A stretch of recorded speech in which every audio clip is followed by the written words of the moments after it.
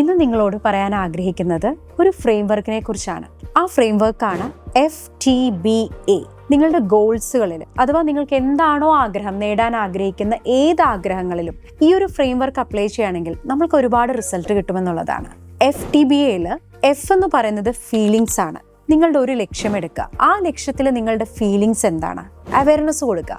രണ്ടാമത്തെ frame വർക്കിലെ T പറയുന്നത് thoughts, ചിന്തകൾ എങ്ങനെയാണ്, പോസിറ്റീവ് ചിന്തകളാണോ നെഗറ്റീവ് ചിന്തകളാണോ അതോ ഫിയർ തോട്ട്സ് ആണോ, എന്ത് ചിന്തയാണ് നിങ്ങളുടെ ആ ഗോൾസിനെ കുറിച്ച് ഒന്ന് ശ്രദ്ധിച്ചു നോക്കൂ. മൂന്നാമത്തേത് ബിലീഫ്, വിശ്വാസങ്ങൾ. എന്ത് വിശ്വാസമാണ് നിങ്ങളുടെ ഗോൾസിനെ കുറിച്ച് നിങ്ങൾക്കുള്ളത്? എനിക്ക് പേടിയാണോ ഇത് നേടാൻ, എന്നെ കൊണ്ട് ഇത് സാധിക്കുമോ, ഇങ്ങനെയുള്ള ചിന്തകളാണോ നിങ്ങളുടെ ഉള്ളിൽ കിടക്കുന്നത്? ഈ FTBAയിൽ FTB എന്ന് പറയുന്ന 3 കാര്യങ്ങളും അലൈൻഡ് ആവുമ്പോൾ മാത്രമാണ് ഇൻസ്പയർഡ് ആക്ഷൻ ഒരാൾക്ക് എടുക്കാൻ കഴിയുന്നത്.